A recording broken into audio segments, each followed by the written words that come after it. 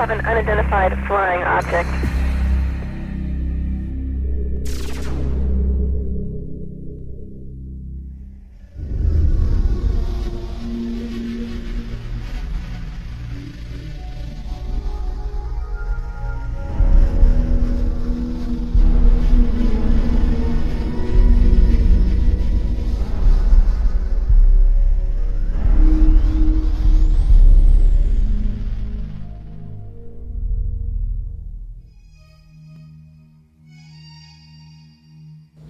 Good evening, my fellow Americans. The sighting over Washington yesterday has alarmed many of you. However, please, do not... We close? Yeah, we're close. 2001 was a real space odyssey for me. Instead of flying on a spaceship to the moon, Jupiter, or beyond the solar system, I met Dan Aykroyd for the first time to talk about UFOs. That's when I knew I had to sit him down in front of a camera and just let him talk about the truth. Because if I didn't, no one would believe we had this amazing conversation. And one time I had this long conversation with Dan Aykroyd about UFOs, and I thought it was like Einstein was hiding inside of a comic genius, just so that if he told us the real truth, you wouldn't have to believe it. If Einstein had told us UFOs were real, would we have believed him? He never spoke about it. But Dan Aykroyd speaks about UFOs as if he were a full professor on the subject. So Dan, how did you get started in UFOs? What sparked your interest? What was the first thing that you can remember that happened to you that made you, ponder the question? Well, I was born in July 1952, and I guess about maybe when I was 8 years old, I found a magazine, a Life magazine, with a picture of the UFOs from that sighting on the cover, with a big inquiry. What are these UFOs? And so that kind of started it as a kid, and I asked my parents about it, and they actually couldn't tell me what they were because they didn't know. They knew there was some mystery there. Then I saw The Day the Earth Stood Still as a kid, and that was a film that was directly related to maybe some of the motives for visitations from other planets. And it certainly seems accurate today if you look at the way mankind in the last 100 years has basically started to turn this planet into a cinder. 3-4 holes in the ozone layer because of industrial production around the world, nuclear testing, wars. I'm just sure, just in theory, if there were another species in the universe monitoring us or near us, they would be very interested in what we're doing to this planet's atmosphere, and to possibly neighboring bodies. So there would be a concern there. And I think that in terms of the extraterrestrial machines that are coming and going, that may be a part of their motivation. We've just had a rash of sightings all over the planet, and we've got Iran and Turkey and Mexico. It seems like we're being invaded by UFOs. Let's talk first just about what's actually happening out there.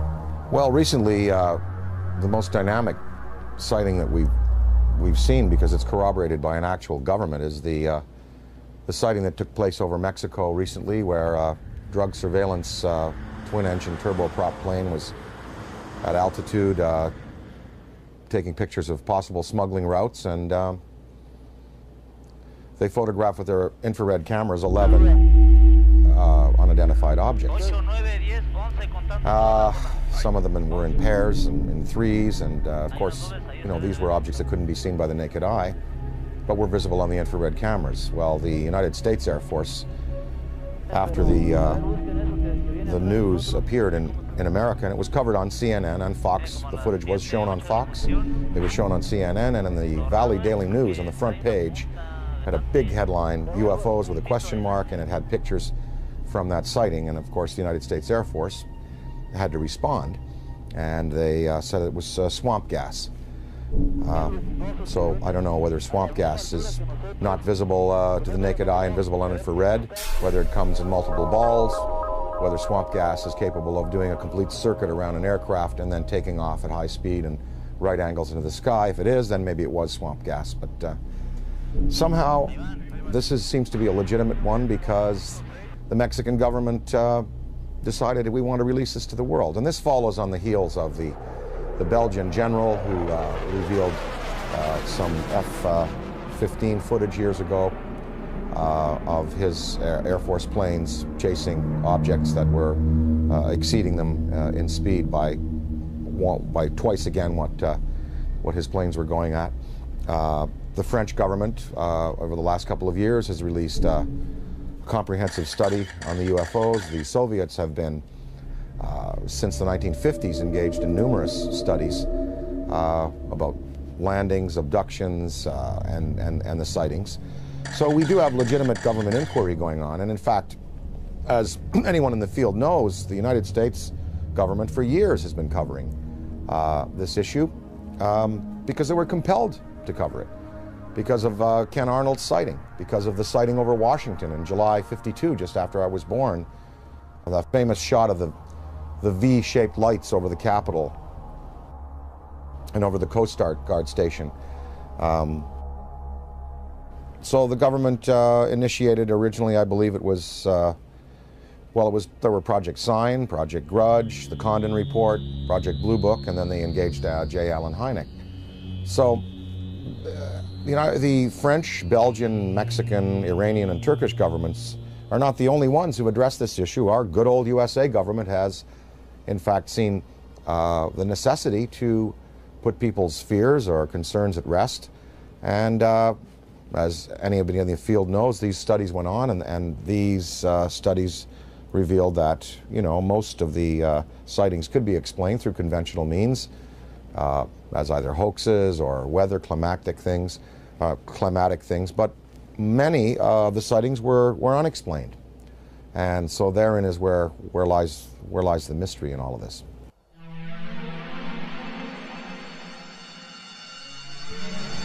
Dan, what do you think is the significance of UFO technology? I mean, obviously, these guys, the extraterrestrials, can come from one star system to another and visit Earth. I mean, recent headlines on CNN are talking about, and BBC, that we're going to run out of oil in 2026. We've got to get on to a better technology. I mean, to be able to go from another star system to Earth, obviously they have the answer. Well, the presence of these obviously intelligently controlled machines tells us that we are dealing with beings who have anywhere from 1,000 to 1 million to 10 million to 1 billion years advancement in technology on us. So you've got to figure that look what happened in the last 100 years. We have the Wright brothers at the turn of the century taking off in basically a fabric and wood aircraft. By 1969, we have lunar expeditions.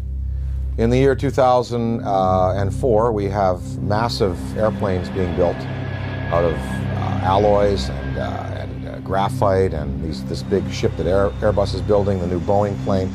So in 100 years, from fabric and wood, we've come to, advanced metallurgy, fuel use, and propulsion in just 100 years. Imagine what a culture could accomplish in 1,000 years, or 10,000 years, or 1 million years, or 1 billion years. It's not inconceivable that you have intelligently manufactured and controlled machines that can not only traverse great distances in space by mastering gravity and the time-space continuum, but also the interdimensional travel that might be possible. Many theories now purport that there were not only 4 dimensions at the creation of the entire multiverse 14 billion years ago at the time of the Big Bang. There were 11, maybe as many as 21 dimensions. So some of these beings may be coming from an extra-dimensional place. I mean, and what it says is that these technologies have been harnessed, and that it's possible to use other fuels that don't rely just on simple combustion. And there are many theories. I mean, some theories are that the military already knows about these forms of propulsion and lighter than air vehicles or metals that can be vibrated to a certain point where they become they become light waves, photons. But they're not telling us. They're not going to reveal that, obviously, to us, and we just have to keep the search going. So I think that it's incumbent on us as a race on this planet to begin to find alternatives to the fossil fuels, but we're just not doing it fast enough. It's probably been the greatest and most successful cover-up in the history of the world. UFOs are as real as the airplanes that fly over your head. That is my unequivocal conclusion. Oh my God.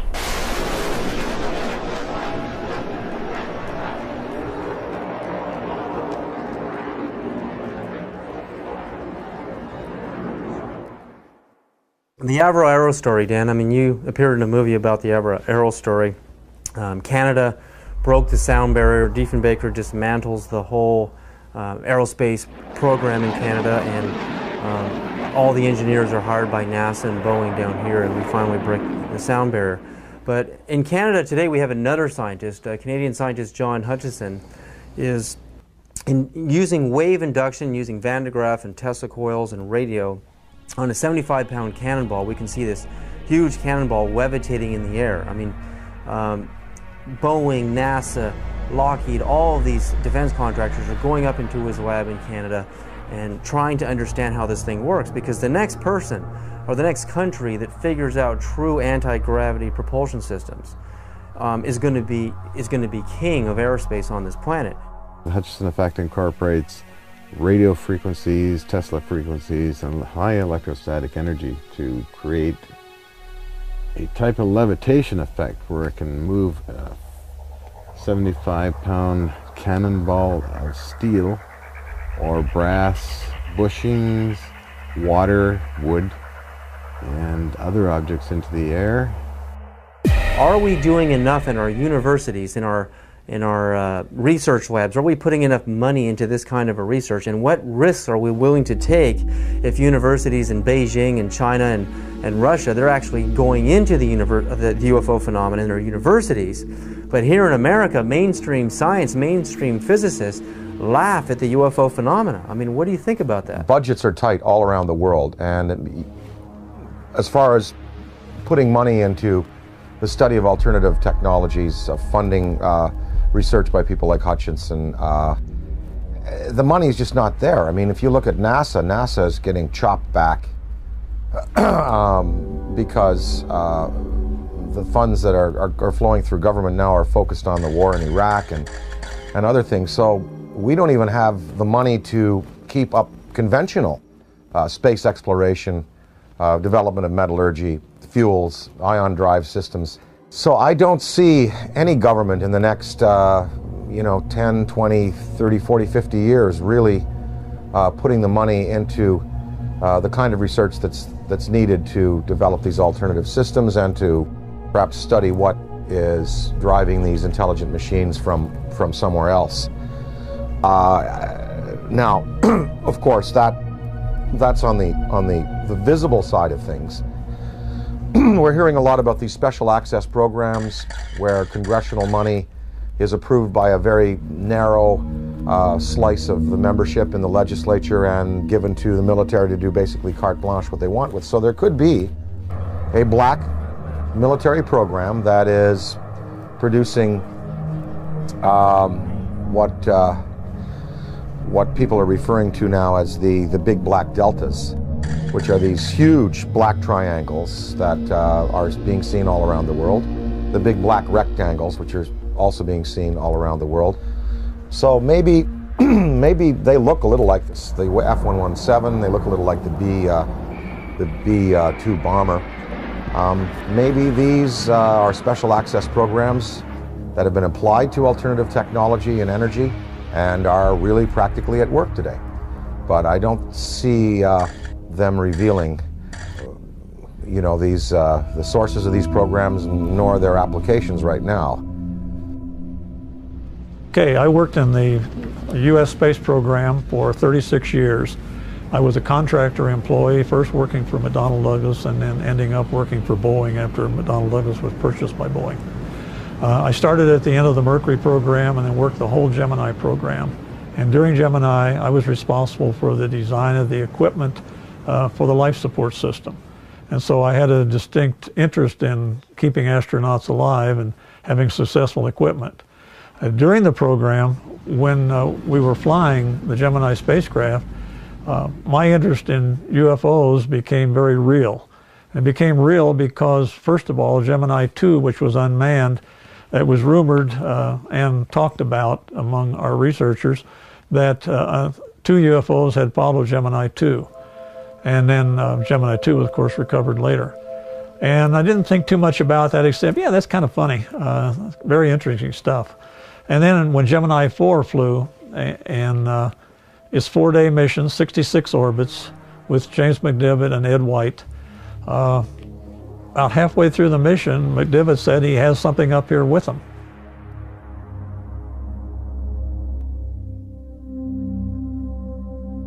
Astronaut Gordon Cooper is an American hero with a log of over 222 hours of manned spaceflight. He had a long and illustrious career of service to his country. With over 11,000 hours of flight, he was a fighter pilot, U-2 test pilot in the Air Force, and is one of the first men to ever fly in space. He orbited the Earth 22 times in Phase 7, the last of the Mercury missions, on May 15th and 16th of 1963. On August 21st of 1965, he orbited the Earth again on Gemini 5 and remained a backup for Apollo 10.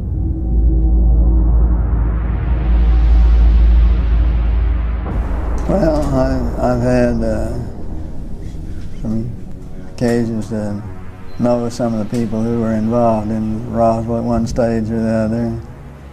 I think there's been an awful lot of untruths put out on Roswell and an awful lot of conjecture. I think there have been some truths in it. I think definitely there was something other than a weather balloon there.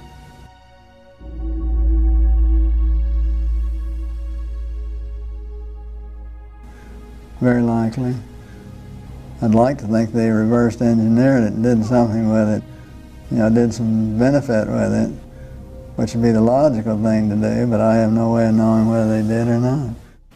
Within hours of the crash at Roswell, U.S. General Nathan Twining designated the visitors as enemy aliens. It appears from his book that Colonel Corso agreed with that assessment, and that it has remained as official U.S. policy ever since. At that time, however, it was an enemy, quote unquote, about which the U.S. could do nothing, because the visitors were so technologically superior. That led to the recommendation that the discovery be treated with the utmost secrecy, to the point that the crash at Roswell didn't happen and that UFOs don't exist. The rationale was that the ordinary public couldn't cope with the news and might easily panic. Area 51, Dan, I mean, we hear stories from Bob Lazar, we hear stories about alternative space program theories, you know, we're building UFOs and reverse engineering UFO technology since the saucers crashed at Roswell and the plains of St. Augustine, and we have reverse engineered that technology today. That's the theory, and NASA is just a smokescreen program. If we really have true anti-gravity technology today, why aren't we using it in our military? Why isn't it evident in the war in Iraq? Why don't we use it to demonstrate superiority on the planet? And if not, if all of this is just conspiracy theory and we really don't have this technology, again, are we willing to take the risk of losing air superiority on this planet by letting the Russians or the Chinese or some other country, even the Middle East, actually engineer this kind of UFO technology and conquer the world? Are we willing to take that chance? Well, I think, as far as military applications, maybe they are being used already. Maybe we don't know. Maybe they're being used in a surveillance capacity. As far as weapons that could be associated with such vehicles, one would have to think that if the propulsion system is as sophisticated as it would need to be to have these vehicles just hover, stop, noiselessly take off at right angles, do 3 to 5 to 6 to 20,000 miles an hour, one would think that the military application would then take the form of, rather than rockets and projectiles, that probably a particle beam would be used, some kind of a laser, some kind of a disabling beam to disable equipment, to cause disorientation among men and troops. And of course, we have seen no evidence of this. I'm not sure that the U.S. military would want to play that card right now, because after all, the war in Iraq really is a conventional war. We have air superiority there already. There is no Iraqi Air Force. There was no Iraqi Air Force. We, in the United States, we have air superiority basically over the rest of the world. I'm sure there's some pretty hotshot MiG pilots in China and Russia. But I think if you put our Air Force up against any Air Force on this planet, we would prevail without the use of advanced technology of the type we're speaking of. So I think that the U.S., if they have these things, they would probably save them for a more drastic confrontation, perhaps a confrontation with beings that have the potential to be superior over us in terms of the applications of aviation today. So maybe these triangles, the big black deltas, the rectangles, are the next wave of the U.S. military's defense against what some might perceive as an extraterrestrial or extra-dimensional threat. Maybe these weapons or these flight systems now are being prepared to confront a race of superior beings that could have designs on the planet that are malevolent. I think it was Lord Hill Norton, or one of the British Air Force Defense Ministry staff who was assigned to study UFOs in the 50s. After he retired, he said that in his estimation there were 23 different species of being visiting the planet in numerous types of vessels. We know from the NASA UFO studies that you've done, and I think that theory, there's nothing wrong with that theory that I can see that doesn't point to what you postulate, and that is that there are benevolent beings that are trying to heal the planet, hence the size of these ships that we're seeing in the STS cameras, and the fact that the ozone has holes in it, the fact that water could be a healing element there. What are these lifesaver-shaped little Dropa-stone-shaped ships conveying to our planet? Well, we see them coming into the atmosphere, and on the STS tapes and other forms of exposure, they're not releasing personnel, they're not releasing projectiles, and no harm has come to the planet, through their intervention. So one can assume perhaps that maybe there are benevolent beings out there and malevolent beings out there, and maybe the United States government is preparing weapon systems to deal with the malevolent beings. Ronald Reagan said in a speech, he said, what if there were a species from another planet that was threatening us? We would all find a way to work together. And one can only think about the Star Wars system and the fact that there we had satellite-mounted cannon. Well, they'd be good for shooting down rockets. They also might be good for shooting down other invasive vehicles that are coming into our atmosphere. Ronald Reagan himself spoke about a UFO sighting that he had when he was governor of California in the Beach King Air that they used to use. They were coming from Sacramento. His wife was with him, Sacramento to Los Angeles, and a saucer clocked the plane for a good 45 minutes. And Reagan spoke of it to a lot of people.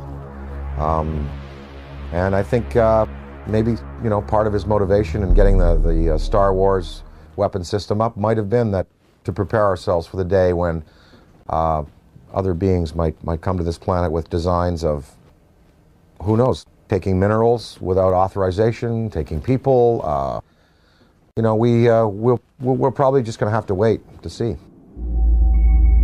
I occasionally think how quickly our differences worldwide would vanish if we were facing an alien threat from outside this world. Colonel Corso makes it clear that the Reagan administration's Strategic Defense Initiative, appropriately dubbed Star Wars, was primarily designed for use against the alien intruders. His contemporary successor, the anti-missile defense system, is also being designed with that as one of its principal objectives. It is true that a case can be made for attempting to provide a shield against the Russians and Chinese, although everyone knows that the Russians are not going to embark on a policy which would result in their total destruction. It is equally true that they, too, are aware of the visitors and know that the perceived threat from the visitors has been a major consideration in the planning of the anti-missile system.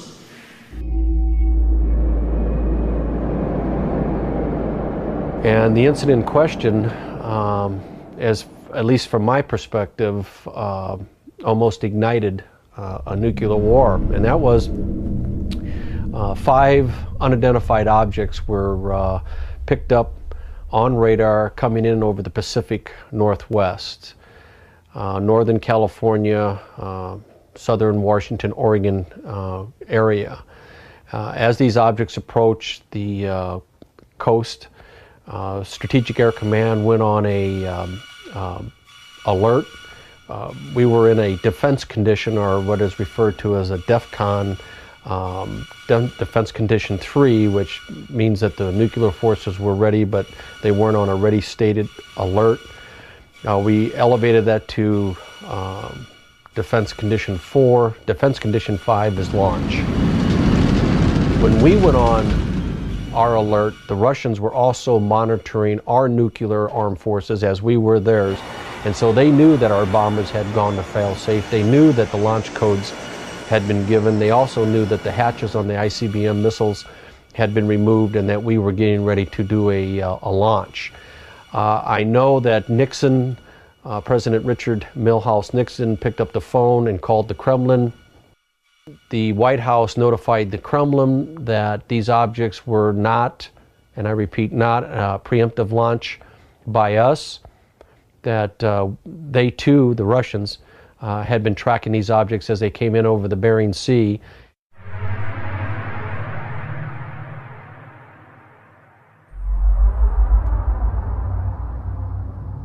Probably moved 100 miles in a matter of a second or two.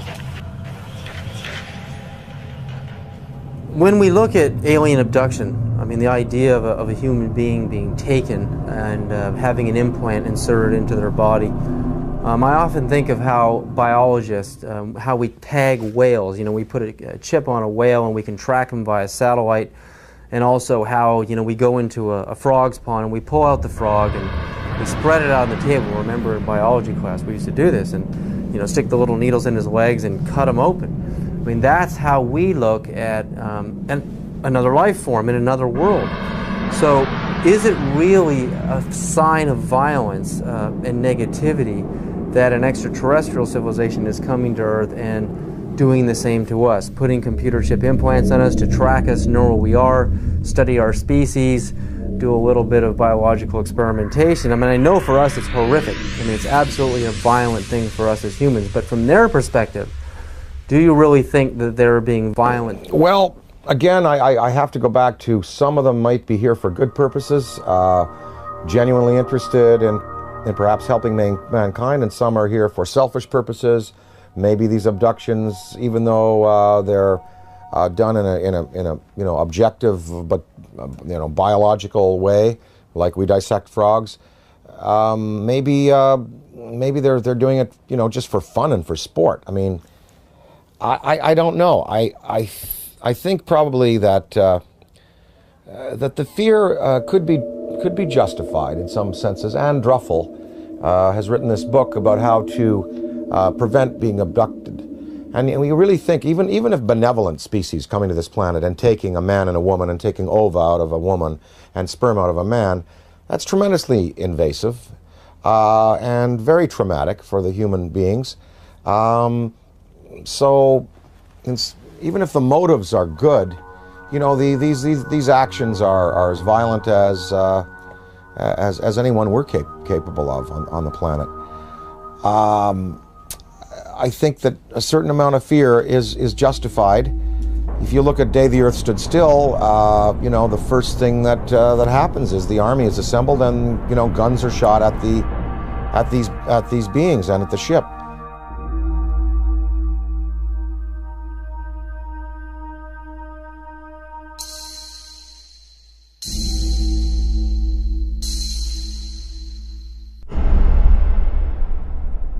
I addressed the question to Dick Cheney because I say the most important question to put to any high-ranking official is not what do you think about UFOs or have you seen one. The most important question is, have you ever been briefed on the subject? Did someone walk in your office and tell you what's going on? Because if someone walks into the president's office or some high-ranking official and briefs him on the subject of UFOs, it is for real. It's not imaginary, as the government has been saying for 60 years. So I asked Mr. Cheney, this is 3 months after he became vice president, I asked him on the air, and this is still on Diane Ream's archives, Mr. Cheney, in all your jobs in government, have you ever been briefed on the subject of UFOs? And if so, when was it and what were you told?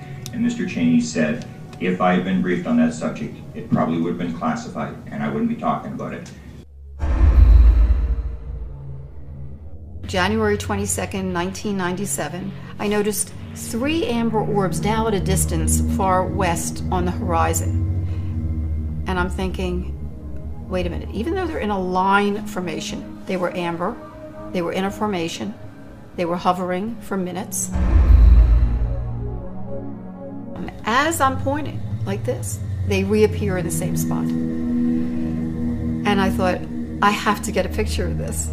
And I ran upstairs, I grabbed my 35mm, get out onto the balcony. As I'm ready to shoot the 3 bottom orbs, suddenly 6 amber orbs in a row, totally equidistant from each other, massive span across, pop up.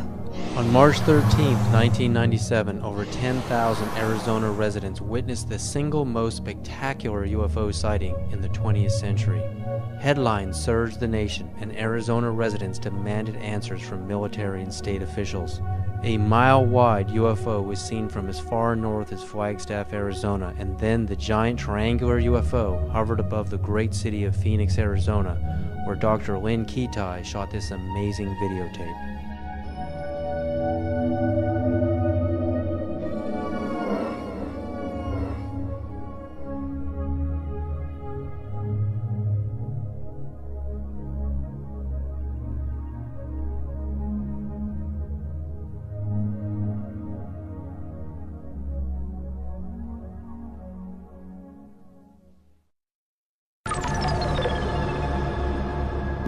When we go out into space and we're exploring the cosmos out there and we're looking for signs of extraterrestrial life, what kind of a communication are we going to send out? I mean, if Dan Aykroyd was the ambassador, if you were the ambassador for Earth, what message would you teletype to ET?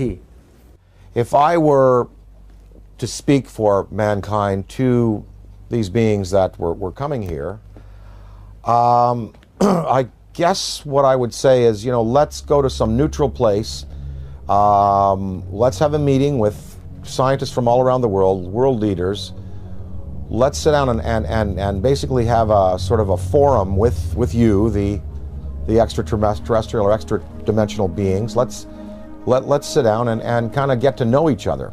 And, you know, human instinct is pretty good, and I think, you know, it would almost like be a sort of a G8 style kind of summit with world leaders, scientific leaders, and these beings, and you'd sit down with them, and, you know, after about a week, or even a couple of days, or maybe a few hours, you would really sort of get a sense of what they're up to. But of course, you know, childhood's end, Arthur C. Clarke's great story. It looked like these beings were benevolent, even though they had a malevolent appearance. And in the end, we find out that they meant no good for our planet. So I think it's important that some branches of the military and police be briefed on these in a very real sense, and be told, you know, they are real, people are being abducted, there is mind control in play here, and that we do have to be vigilant. Now, if we knew that there was a purely benevolent race, like if something happened in Iraq where all of the electronics went out in the American military and all of the insurgents' rifles jammed, or we saw all of the polluted waters in North Carolina from the pig farming completely healed overnight, and different signs like this, then we would know we're dealing with a benevolent species, and then we could really be open and welcome. But then again, we would have to be cautious, because beings with that much power could give the impression that they're here to help when really they're not. So the verdict is out on all this. We just don't know which ones are benevolent, which ones are malevolent, and the degree to which they're going to continue interacting with our planet. But what would really help is if the United States military and police and government open it up to their staffs and say, look, this is something we really do have to consider, because, you know, maybe the defense, the survival of our species could well be at stake. If you look at the history, you know, from, say, Ken Arnold's first sighting in '47, going back to the Bible, Ezekiel's wheel, going back to the medieval manifestations of little saucers and UFOs, that painting of the Madonna that's very famous, in which it appears, up to now, there have been no mass murders by these beings. There's been no mass destruction of cities, but hundreds of thousands of people have been taken out of their lives, subjected to surgical experimentation, released back into the population, and are suffering trauma today for it. That is not good.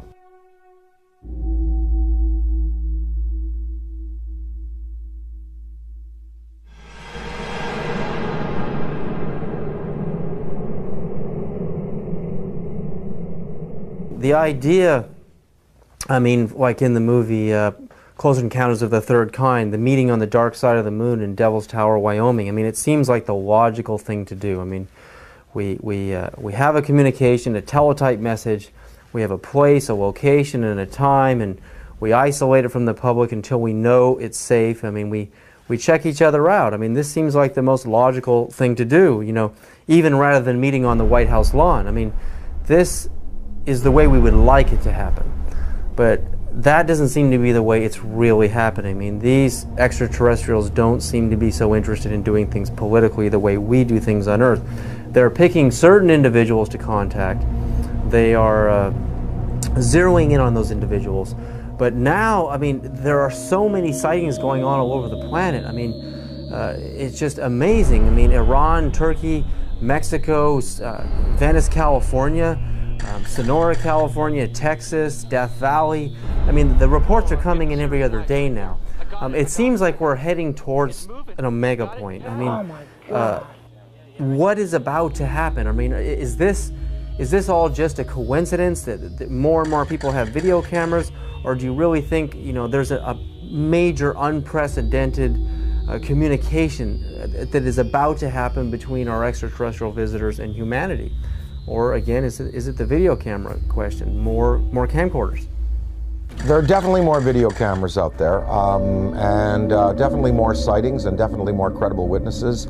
You know, the biggest thing in ufology in the 60s was Herb Shermer, the Nebraska Highway Patrolman, who was at the Ashland Oil tank farm out there in Nebraska, and he writes in his diary, you know, saw flying saucer, and then under hypnosis, turned out that he was taken aboard and informed of their intentions. Barney and Betty Hill.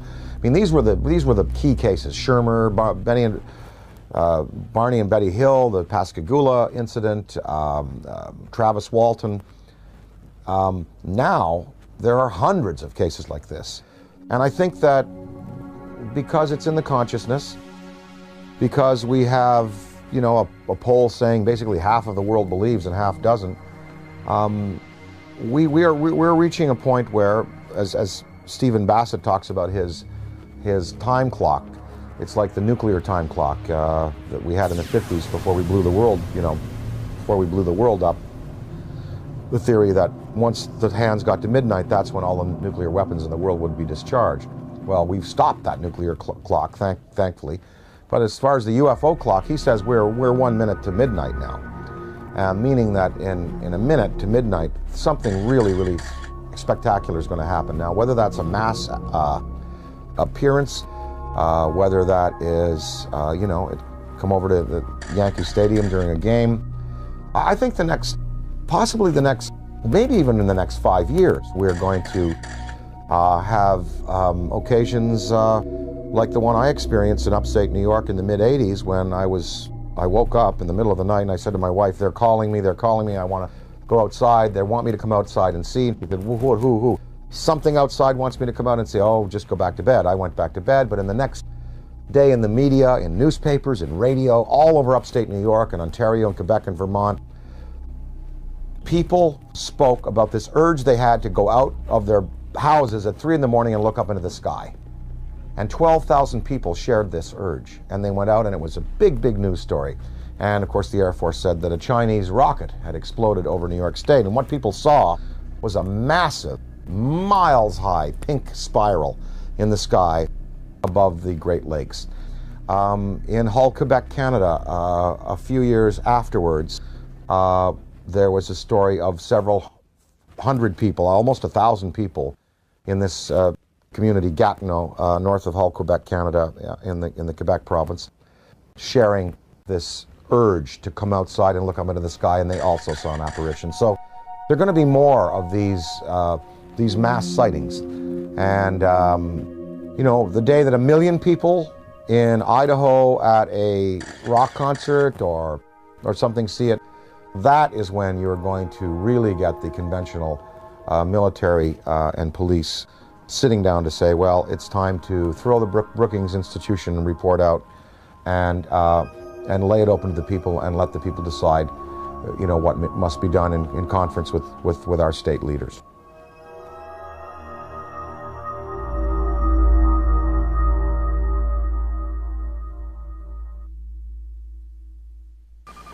Looks like you got an object right in front of you, Mark. Can you look out there? I'm not sure what you're talking about. Never mind.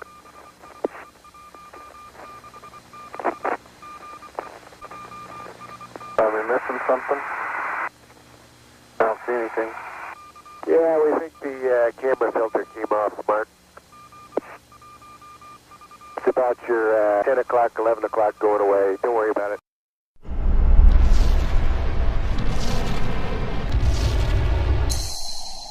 There have been so many celebrities, I mean, like people like David Bowie and John Denver, many people who have been interested in UFOs, but also in the idea of going into space. Would you train and go on the space shuttle yourself and conduct investigations into UFOs? And if you did that and you took an oath that stated that if you did discover something out there, that you would not share it with the American public. And if you knew you had captured on videotape actual UFOs from the space shuttle, would you break that oath and share the truth with the American public? Well, you know, first of all, I'm claustrophobic, so I doubt I'll go up into space. But if I were to go up into space, I would have to say, look, you know, what we see up there and what we find, you know, we're just gonna have to throw out that law. There's a law. According to NASA's Space Act, signed on July 29th, 1958, Section 102, Paragraph C, Subparagraph A, we read, information obtained or developed by the administrator in the performance of his functions under this act shall be available for public inspection, except information authorized or required by federal statute to be withheld and information classified to protect the national security. Would NASA consider contact with an extraterrestrial civilization a threat to national security? And if they did, would they classify it to protect the national security? So I would have to say, no, I couldn't agree to non-disclosure. I really couldn't if I saw something or photographed something. But I can see where other people, wanting to do the best for their country, wanting to serve their country in a legitimate way would say, yes, I will not disclose. And this is based on the Brookings Institution report from the late 50s, which, Congress commissioned, which said that if the existence of UFOs were revealed to the American populace would not be able to handle it. They would defy church authority, police authority, military authority, governmental authority. They wouldn't go to work. They would sort of cast aside the mayors and governors and presidents and go, we want to talk directly to these beings. We feel that these beings should, have their case put to us directly by them themselves. I think the American populace today is ready to handle the concept that what we live in, the 4 dimensions of height, length, width, and time, is not all there is. There are more dimensional realities. There are advanced beings with machines that can skip from dimension to dimension, from galaxy to galaxy, using the Einstein-Rosen bridges, the wormholes. I think the American people, I think half of them know, and I think the other half, with the proper evidence, would be ready to accept it. It's going to take a mass sighting for the U.S. government to finally say, look, we're going to come on side with France, Belgium, Mexico, Turkey, Iran, and we're going to tell the truth, and we're going to reveal what happened to Tom Mantell when he went up in his P-51, what happened in the Great Lakes when I believe it was an F-104, I believe, was scrambled over the Great Lakes in the 60s. What happened to him? I think that if you have that type of sighting, then there'll be no choice. Interdimensional travel. I mean, not just traveling through our dimension, but going into alternate dimensions, Dan. Would you, and if you could, a spaceship arrives in your yard, and you've got the barbecue out, and there's the steak on the grill, and they want you right now to come with them and go into another dimension, and to move forward and backwards on the timeline, to go forward in time and backward in time. If you could move forward and backward in time, are there any events in human history that you would interfere with, that you would change to alter the destiny and the course of humanity? Well, I wouldn't want to go back in time and change anything, because that would be a tampering that I wouldn't serve mankind well. Although there are many horrors, of course. Wouldn't you have loved to have caught Hitler as a 15-year-old and have him drown in a river? Because then we could have solved the Holocaust problem, and then World War II may not have, well, look, there were 2 guys. There was Otto Dinkel. You ever heard of him? Well, he was an orator hired by the German army, just like Hitler was, to speak. If Hitler died, maybe Otto Dinkel would have been the guy that would have gone on with this rabid anti-Semitism and wiped out 9 million people. Of course, one thinks of those things, but you don't want to go back in time and play with events, because where we've come to today and the improvements we've made in human rights and in regarding ourselves as sacred, they've come because of the bad things that have happened.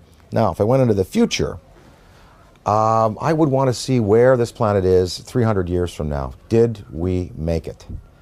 Did we make it? That's what I would like to know. I mean that from my knowledge of the world that I see around me, I think that it is much more likely that the reports of flying saucers are the result of the known irrational characteristics of terrestrial intelligence rather than the unknown rational efforts of extraterrestrial intelligence. Interdimensionality, again, if you could move forward and backward in time and meet any personality, any public figure, celebrity, or politician, or mystical figure, is there anybody that you would like to sit down with? If you could have lunch with them, or just sit down and talk to them and have a discussion, forward and backward in time? Oh, I'd love to spend an afternoon with Richard Feynman. Would love to sit down with Heisenberg, and of course, Einstein, Niels Bohr, Max Planck, You know, I'd love to sit with the, you know, the particulate, you know, the quantum physics guys, because there really is the root of understanding how and why the world is the way it is, and the joy of these studies in antimatter that are occurring.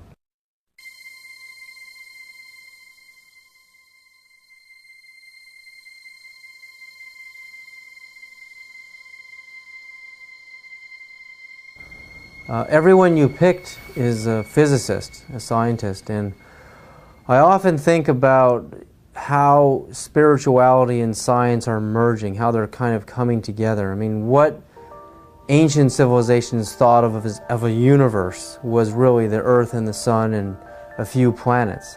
And now with the advent of the Hubble telescope, we can see that the universe is far bigger than the ancients had ever imagined. So while science and religion are merging on some ideas, in other areas they're just far off. But to make matters even more complicated, the idea of parallel dimensions or parallel universes, I mean, it's just getting so vast out there. How do you map a multiverse? You know, I've talked to some guys, they say that fifth dimension, sixth dimension, could be right here by my ear and could be a millimeter wide and a millimeter across. You don't, you know, because you're talking about, you know, dimensions.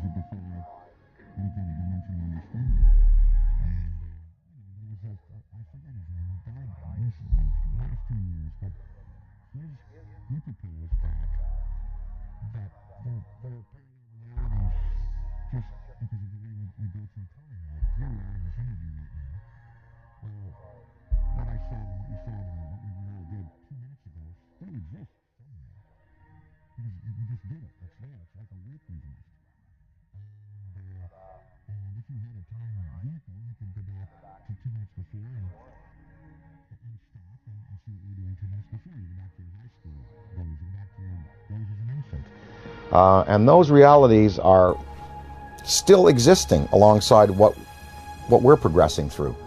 You know, it's all a beautiful, beautiful mystery. I am here because I am a writer, a performer. I find it entertaining. I'm not a scientist. You know, and I'm not a theosopher or philosopher.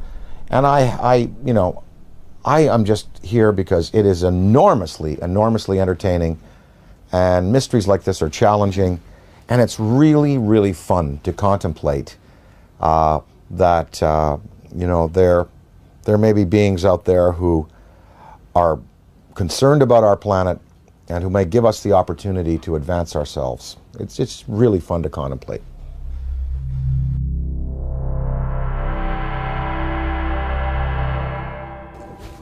All the physics that we know on this planet, quantum physics and conventional physics and metallurgy and you know, all of it, it can really encompass a theory of how these ships move. I mean, you've done it yourself, David, proposing, you know, that if you can convert, you know, a mass to a state of, you know, of photonic energy, then there is no mass anymore, and you're looking at pure light, you're looking at anti-gravity, you're looking at something that can be, you know, harnessed in waves. Well, what is the fuel? Well, people, you know, Bob Lazar talked about, you know, this element 115 that was put into these generators to boil mercury and to be used as gravity tractors. Maybe that's it. I don't know. I mean, they must be using a fuel that's unavailable to us. Does it give off radioactive waste? What is the cost to them? For instance, the Venice UFO that you recently showed me, and I covet that tape. That's amazing. Because you see the metallic quality of the object, you see the force field around it, you see it spinning.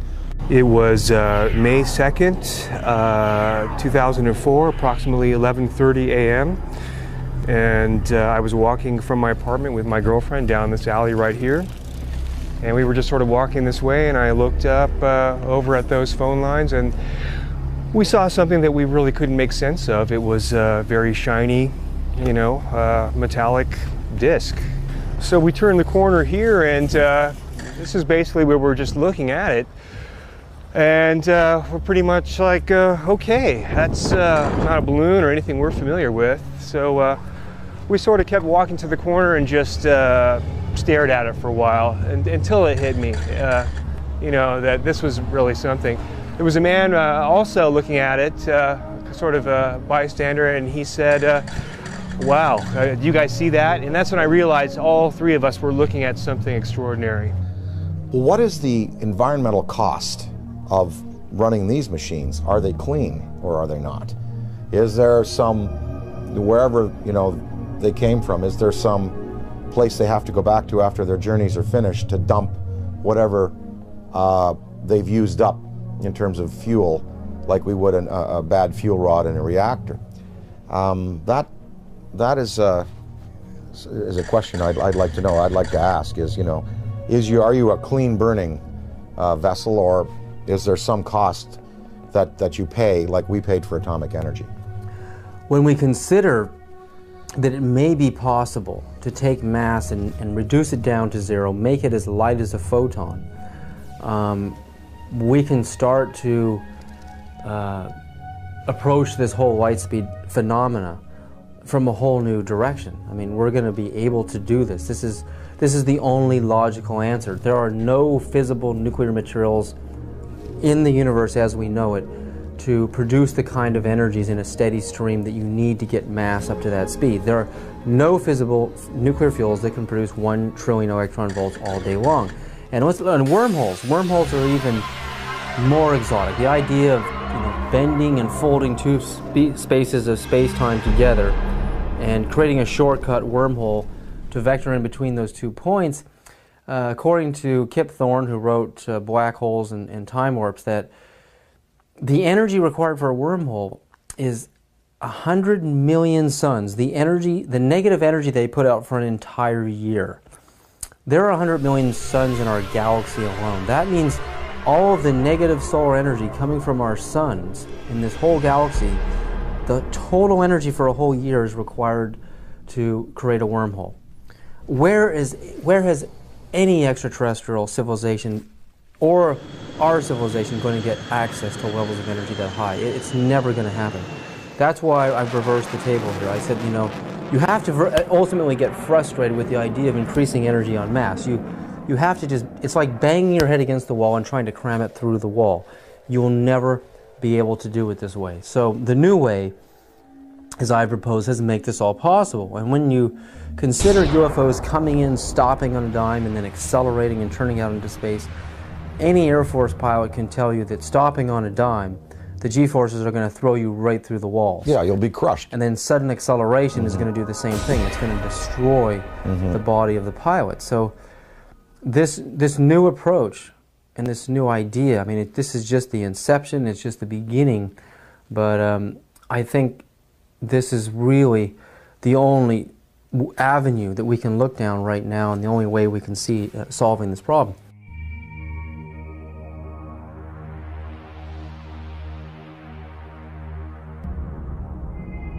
While Gordon Cooper was an Air Force pilot stationed in Munich, Germany in 1951 in the 86th Fighter Bomber Group, where he flew F-84s and F-86s, Cooper testifies to having chased disc-shaped UFOs that outmaneuvered the most advanced fighter jets of our time. We were flying in Germany, and we were flying F-86s. And they would come over and do the same maneuvers that we make, except every once in a while one of them would go zip. And you just can't do that in a fighter, a conventional fighter. They're just typical saucer shape, double lenticular shape, metallic looking. Well, yeah, they weren't just random. They were flying fighter formations, very definitely under positive control.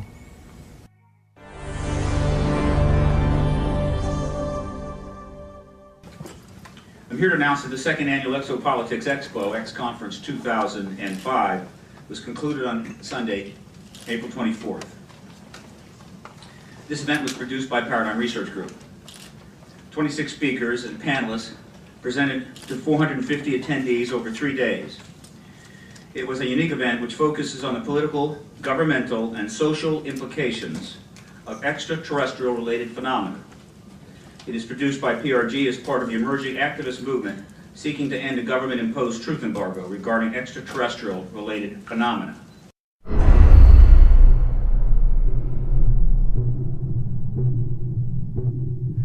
Do you believe, and describe, do you believe that your show was shut down for national security reasons? And tell us a little bit about what happened with the show out there. Well, what happened? We sold the show to Sci-Fi Channel, and it was called Out There, and I basically interviewed all of the people that I admired in various fields of study, like Colin Andrews from the Crop Circle movement, Linda Moulton Howe, the expert on cattle mutilations, John Mack. And let me just put a pin in things right there, because John Mack has taken the study of abductions, UFOs, right out through the other side, and he's going, yes, we know they're here, we know they're coming, we know people have been taken, we know there's experimentation going on, we know people have been told about agendas. What we now have to do is use that as a key and as a motivation to socially transform this planet to a more peaceful, more loving, more tolerant state. So his movement, the movement for social change, has just accepts as a fact abductions, UFOs, interplanetary intervention, and what he's doing is taking it out through the positive side of it and saying, now we must use it to socially transform. And I think his message is great. But I talked to him, I talked to the Allagash guys who were taken in the canoe on that trip in Pennsylvania. The last show we did, I had both Bassett, who has the UFO time clock, and then Greer. Both Bassett and Greer were there. They were my two guests for the day. Well, the show was canceled that afternoon. And I was outside, before I knew it was canceled, in between the interviews. And I was outside, and Britney Spears called me because she wanted me to appear on Saturday Night Live with her. And so I was outside having a cigarette, the phone rang. Oh, Brittany, how you doing? Oh, sure, of course I will. I turned away like this. I turned back, and there was a black Ford across the road, a black Ford sedan. And I was trying to look at the plate, and the plate seemed kind of like fuzzy, and I was, definitely a police car. And two guys were there, and a big, big, tall guy got out of the back seat. And he stood in the street on 42nd Street it was. We were at 42nd Street and 8th Avenue. And he looked right at me. And literally, I was on the phone. Hey, oh, sure, of course I'd love for the show. Saw the Ford, went back like this, turned back like a half second later, and it was gone. And that car did not go past me. It did not make a U-turn, because I would have seen 42nd Street. I would have seen that thing take a U-turn and go away. That car vanished. That car was a cloaked vehicle of some type. And whether this was like a warning to me, because the guy got out of the back seat, gave me a real dirty look. That car vanished. I know what I saw. And it was just this fast. It was, oh, hi, Brittany, sure. Oh, of course, I'd love to. Guy gives me a dirty look. Oh, well, sure. Car gone. That's what happened. And then 2 hours later, we were told we were not to continue taping, and the show was canceled, and none of them would air. I don't know. I don't know. Was that an MIB experience? Black helicopters, military abductions that happen. Sometimes people are taken and they talk about then being visited by military personnel and debriefed about their abduction. Was it a technology associated with some of these beings that are visiting that wanted to warn me off, or that wanted to give me verification that I was on the right track? I don't know. But I do know I did turn back a second later, and it takes so long for an automobile accelerating from 0 to 40 miles an hour to reach the corner of 8th Avenue and 42nd Street going past me, and then pulling a U-turn and going out towards Times Square. I would have seen that car. And I looked around. I was looking for that thing. It was gone. So, I don't know. The tapes exist. I have them. We're going to try to repackage them. We might put them out on DVD.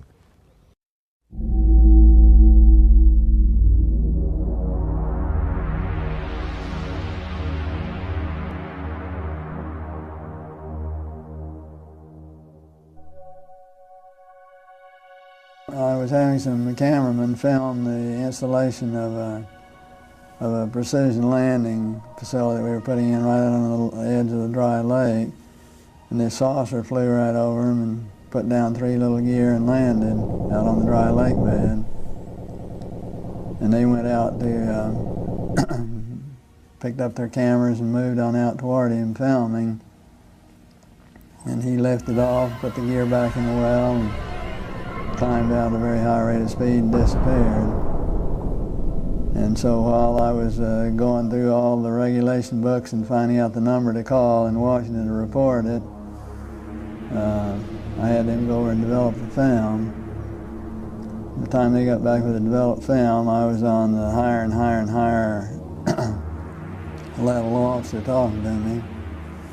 Finally with the colonel telling me to, you know, when the film arrived at my desk, to put it in the carrier pouch. There would be a courier there at my office by that time already, and they'd arranged for him to fly in our base airplane back to Washington with these films, and do not run prints, etc., etc., etc. We didn't have a chance to run it. I had a chance to hold it up to the window and look at it. It was certainly good film. Well, by this time I was involved in the research and development and doing very classified programs myself, you know, at the test center. So I knew that we didn't have any vehicles of that kind, and I was 99 9/10% sure that the Russians didn't have any of that type either. So it certainly, at that point in time, there was no doubt in my mind that this vehicle was made at some other place than here on Earth. And yeah, well, Buck Rogers and Flash Gordon coming true. Dude, I got it, man. Probably moved 100 miles in a matter of a second or two.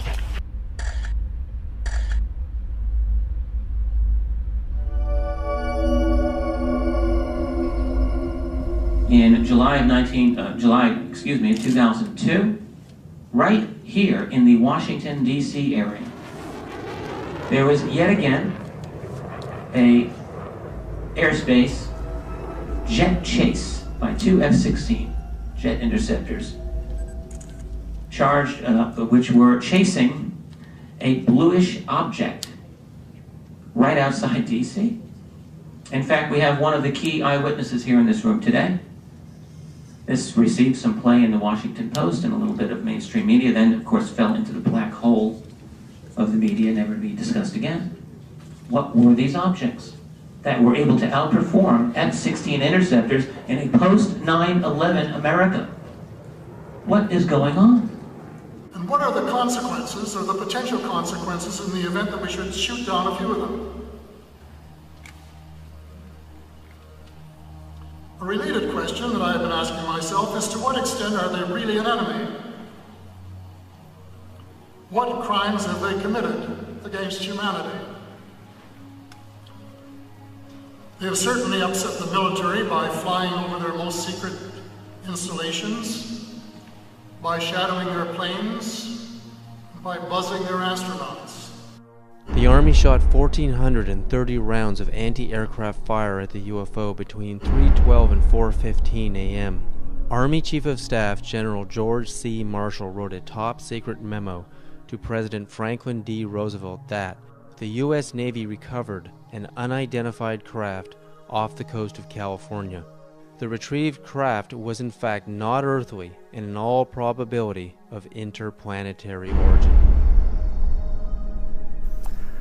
I mean, to me, what this is all about is not just, you know, looking up in the sky and saying, you know, wow, there's another UFO, yet another sighting. I mean, it's about exploring the phenomena. We have to get past denial. I mean, everyone is stuck at denial. I mean, mainstream science says the phenomena is not happening, and they don't take it seriously, and they try to sweep with them half the world. But over 50% of the American population, according to polls, believe in the UFO phenomena, and the government just buries it. Well, there's some media that are guilty of trying to suppress, and there are some media that are just throwing the story out there. Now, this Mexican sighting, we had coverage on Fox, we had coverage on CNN, and in the Daily News in the Valley here, we had a front page article, you know, with the pictures and UFO, big question mark, and I mean, they were treating it. I think increasingly now, the media has to take into account that this is a reality. And I think, again, to go along with the theory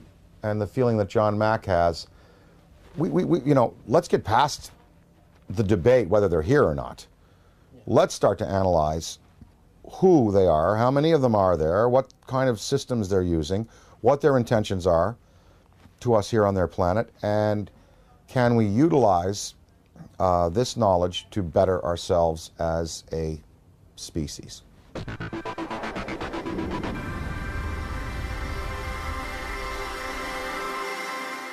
With the advent of the Hubble telescope, I mean, when you see how big it really is out there, and the idea that we're stuck on this myopic little ball, we're just glued to it, we can't get our eyes off of it. It's more of a mystery now than it ever has been. Why we're stuck here, and there's got to be a way to decode the matrix and finding out how these craft work, you know, how we can get out into the universe ourselves. I mean, I think that's what this is really all about. It's not about trying to prove it whether it's right or wrong. It's trying to, it's like when the first time man saw a bird fly. Well, the last UFO symposium conducted by MUFON, they sent me the book of the speakers. There were many, many scientific people in there, many astrophysicists, celestial mechanics experts, metallurgists, you know, people who've been consulted on these cases over the years. No, I mean, when you have John Callahan, an ex-FAA supervisor, saying, yep, they're real.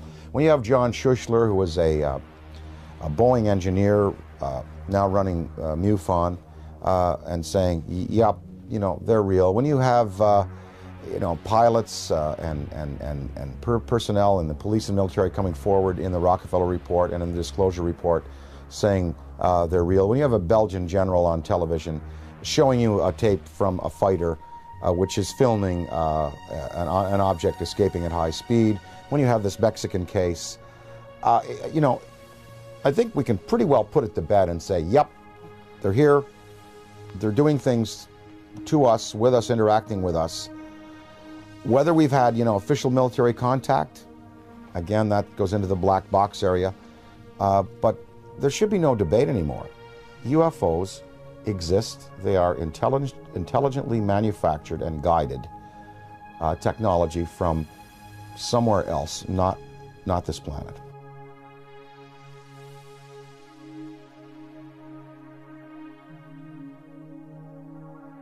While human beings can only see from red to violet wavelengths of white, the infrared and ultraviolet spectrums are invisible to humans.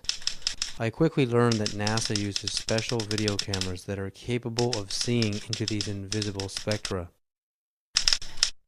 The tether has broken and is going away from us. Get it on the TV, Claude. Please get it on the TV. After the 12-mile-long tether snaps, several days later on an orbital pass, the cameras find something that should not be there.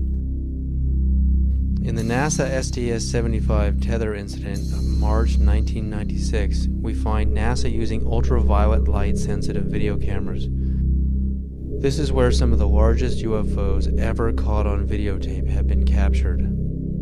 Huge dish-shaped luminous UFOs swarm the tether. We know the tether is 77 to 100 miles away from the cameras on the shuttle. The UFOs pass behind the 12-mile-long tether, so we can therefore use the 12-mile length of the tether to measure their minimum diameters. Some measure between 1 and 3 miles wide, making them literally motherships. In Project Blue Book files, UFOs with these same features have been reported several times as shiny metallic discs with dark centers. Specifically, in the invisible infrared, Trevor James Constable, a retired World War II radar operator from New Zealand, has photographed many UFOs with the same features, translucent discs of light with dark centers.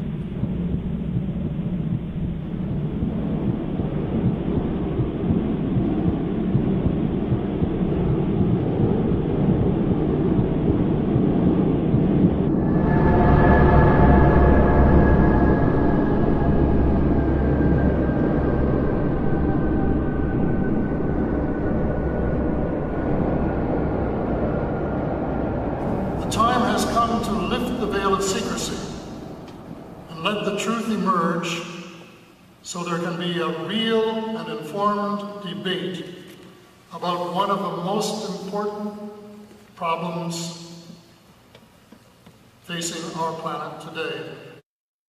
So how do people respond to Dan Aykroyd when he talks to them on a personal level about UFOs? You know what? It's interesting. When I talk to people, well, first of all, people ask me about it.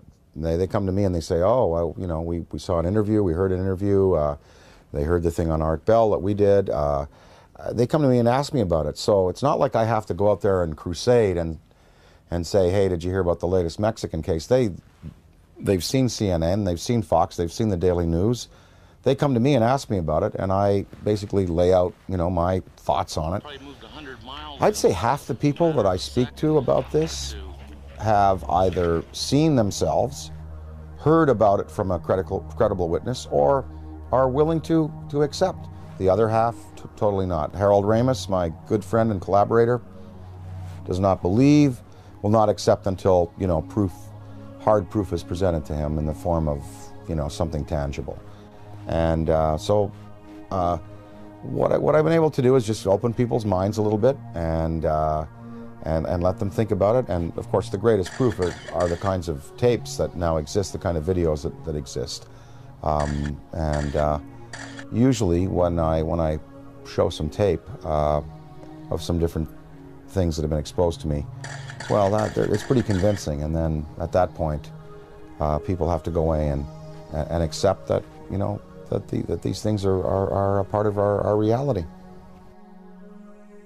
Well, what I'd like to, you know, what we'd all like to affect is some positive change in the world and try to help the tipping point where good tips to overflow evil in the world. I mean, you know, we know there's good and bad out there, yin yang, black, white, you know, there are you know, there's tremendous divisiveness in the planet, and you know, perhaps this study and this understanding of things that are greater than we have accomplished technologically will lead us to a spiritual awakening, one that helps us respect other beings out there in the universe and other dimensions, and also in our own 4 dimensions and here in the physical world that we live in.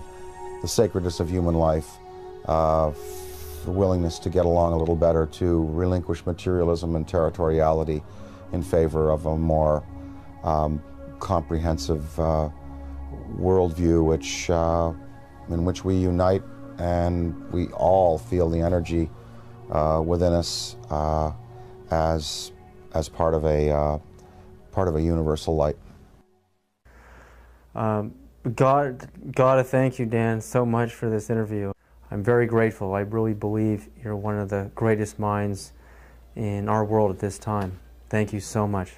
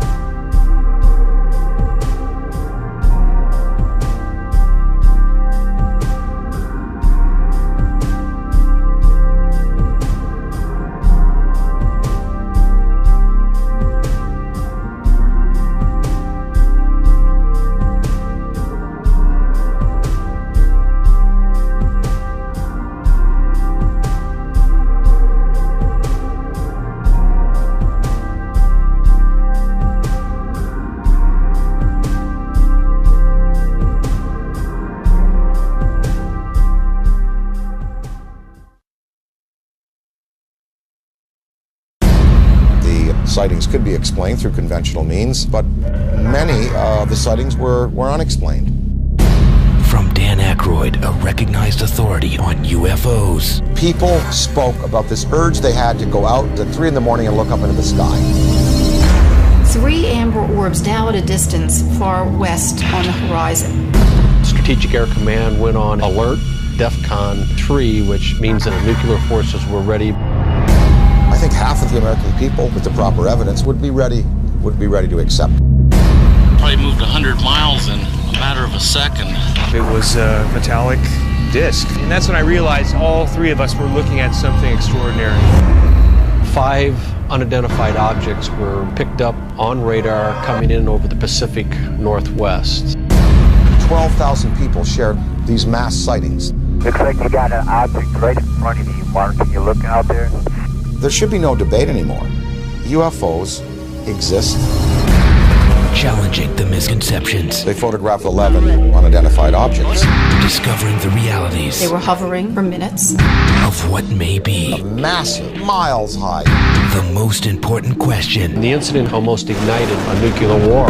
Facing human civilization today. An authoritative inquiry into the UFO phenomenon. We are dealing with beings who have advanced technology on us. Probe the mind of Dan Aykroyd. Dan Aykroyd Unplugged on UFOs.